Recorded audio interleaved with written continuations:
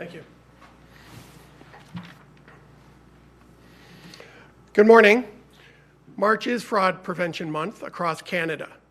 And today we want to highlight an important shift we're seeing in fraud investigations as criminals are increasingly using artificial intelligence, or AI, to make existing scams far more convincing. Last year, we truly began to see the impact of AI in fraud investigations. Criminals are now able to gather information faster, personalize their approach, and impersonate trusted individuals or organizations like banks, government agencies, and even the police, with far greater credibility. Scammers use AI tools to quickly scan social media, online profiles, and other public sources to tailor scams with remarkable precision. Today's scammers may know where you work, who your family members are, and what bank you use. That information allows them to create a story that feels very real. In many cases, victims are not responding to random messages. They're being contacted by someone who knows details about their lives. That familiarity lowers suspicion and increases compliance. This represents a shift not in the scams themselves, but in how convincingly criminals can exploit trust. My key message today is this: fraud prevention is no longer only about protecting your information. It's about verifying identity.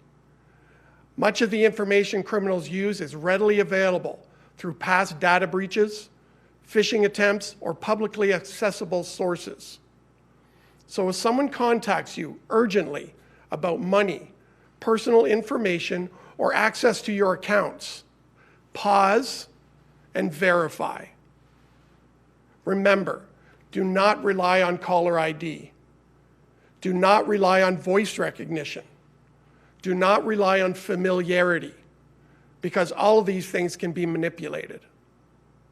Contact the organization or person directly using trusted contact information you locate yourself. These crimes target human behavior. They exploit trust, urgency, and fear, and no one is immune. Last year in Toronto, reported losses from confidence scams approached $50 million. When broader fraud categories that rely on impersonation and social engineering are included, the financial impact climbs into the hundreds of millions.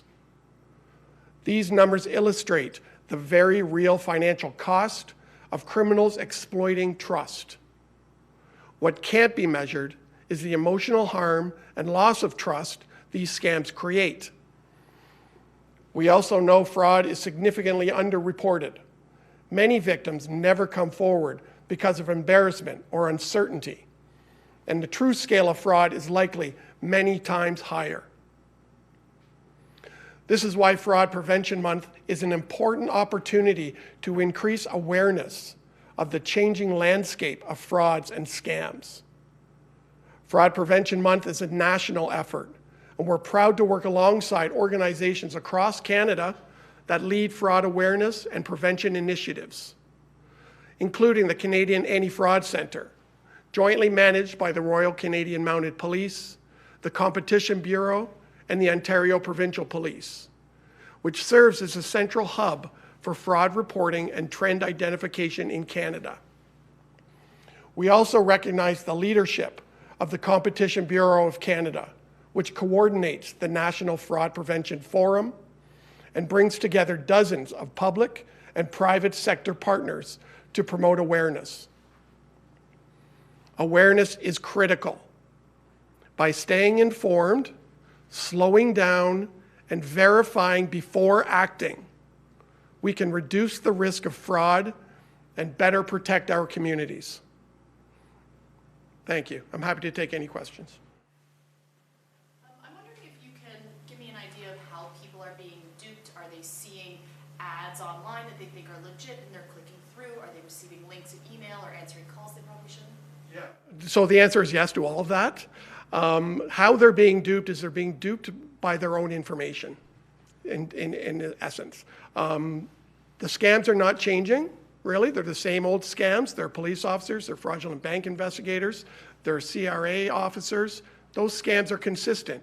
What has now been weaponized is our own information against us. So when they're calling us by name. They know where we live. They know where we bank. They may know details of our bank accounts based on data breaches or on our social media accounts. That's essentially how they're being duped. And they're being duped by the fraudsters creating a sense of urgency and panic. So when you receive a phone call, it immediately starts your brain spinning and you're not thinking clearly oftentimes. You're reacting to the urgency and the stress. That's why we tell people, slow down. Slow down and tell one other person what's going on, and oftentimes that'll be the end of it. How are these fraudsters accessing our information? Is that just through data breaches, or is it like permissions that we grant to do these websites maybe? No, so that's the power of AI. AI can now be used to scrape the internet of all information, which if you think about your own information, what you may have put out on social media, data breaches. I challenge anyone to say their identity hasn't already been released in a data breach. Our information has been released multiple times worldwide. Our information is out there. Now AI is able to accumulate it, use it, and they are able to formulate their scams which target each victims individually and more convincingly. What is the sort of, the people who are more susceptible to this? I feel like when we do Fraud Prevention Month, often with like regular scams that we've seen in the past, it's like seniors who might not be as like literate online, that kind of stuff. But AI seems to be advancing so much to the point that like even more people can fall victim to something like this. Yeah. Absolutely. Again, it's the information. And fraud goes across all demographics. It goes across all age groups. We're all vulnerable to it. As soon as we're handed a cell phone when we're 10 years old, we're making ourselves vulnerable because the internet is how they reach us. Text messages, how they reach us. Telephone calls is how they reach us. So really, seniors, yes, seniors suffer a vast majority of the damages. For various reasons, mostly because they have more access to their funds.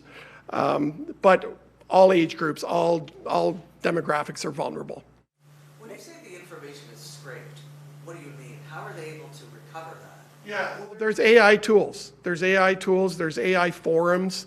There's social media accounts that are used exclusively by scammers and fraudsters. That information is there to go and purchase from other fraudsters, purchase from people who have accumulated that data from a data breach, for example. Scraped is it's a low term to accumulate the information. It's out there. It's always been out there. You think of everything you've put online, it's out there somewhere. We can't get it back. Now AI is being used to gather it, accumulate it, and weaponize it. Can you give the public some safety tips, such as turning on your bank alerts so when someone uses your credit card, you get it alerted right away? Because a lot of people don't do that. Those are all good things, and make sure you're doing it through official channels, through your official banking app. We can, peace of mind, you can contact your credit agencies and have them flag any new activity on your accounts. The best piece of advice, though, I tell people is to be aware that your information is out there. So when somebody calls you by name, when somebody references your bank, what they're after is your money or they're after more information. Major red flags: urgency, randomness. As soon as the topic of money or information comes up, we need to stop. We need to say, and they rely on Canadians being polite, right? But we need to say, I'm sorry. I believe you may be my bank, but I'm not telling you this information over the phone until I hang up and call you back. And don't call the number they give you, because oftentimes they're giving you their own personal phone numbers. Use the number that's on the back of your bank card. Walk down to your bank. Use valid, verifiable numbers that you've able to locate yourself. Is it hard to get people to come forward? We've seen before with, like, say, romance scams, people feel a lot of shame. Yeah, that's the story of fraud, sadly. There is always that shame and embarrassment because people feel like they've been fooled or they've been duped. What we tell people is there is no shame in that. They are literally using social engineering. They're using psychological weapons against us. And we are really, really, outgunned in terms of what they're using. And now that they're using our own information, it's just elevated that pressure even more. We're reaching the point where it's better not to have any kind of digital footprint. Yeah. Are we reaching that point? In terms of fraud, yeah, we'd be best living in caves with no internet. Unfortunately, that's not the world we live in. So the old messages of protect your identity, don't click the link, I think those are no longer valid because that the information is already gone. It is already out there. The awareness has to be on the fact that your information is out there and that these callers are going to call you and they're going to use that information. So be aware. That's really the key to it. I never want to call it simple because it's not simple. They're using psychological weapons against you. They're using social engineering. We're all wired to click the links. We're all wired to be polite to people who call us. That's where awareness has to come first. If we're aware that when that phone rings, that could be a fraudster, that's where we have to live, really. What would be the corporate responsibility here? I know a lot of companies worry about viruses and all that stuff, but then they put out stuff about our team is doing this and doing that. They're on LinkedIn, they're everywhere. Yeah. They're giving the information out and they think they're not. Yeah. Well, fraud prevention is a responsibility of everybody. It's a responsibility of the police to get the message out. It's a responsibility of our financial institutions who are very active in fraud prevention. It's every corporation who maintains corporate databases, private information. They are responsible for that information and they have to do everything they possibly can to protect it. Just one final question. We've covered a lot of these cases of bank frauds, people get scammed, and then the banks raise their hands and say, well, you gave the password. Do they have some culpability here to the victims? The banks are subject to the Bank Act. Many of our victims do receive compensation back. The challenge the banks face is so many of these frauds now are the result of the account holders' participation. And it's because of the social engineering, it's because of the manipulation of the fraudsters. But when our victims are taking phone calls and then handing their bank cards and PIN numbers over to people who come to their door, believing they're from the bank or believing they're from the police, that's a challenge for the bank to say that is their responsibility to compensate the victim.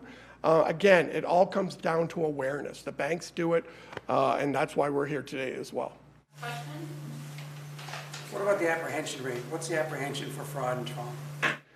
Apprehension rate is challenging because a vast amount of our fraud these days comes from overseas. Our apprehension rate, I work with some of the best officers I've ever worked with. They work hard. The fraudsters that are here, we're after them. We'll get them. The problem is the majority of the fraudsters are now in Asia. They're in Russia. They're in Ukraine. They're in Africa. That's it's a far greater challenge for us to apprehend them going forward. Thank you, everyone.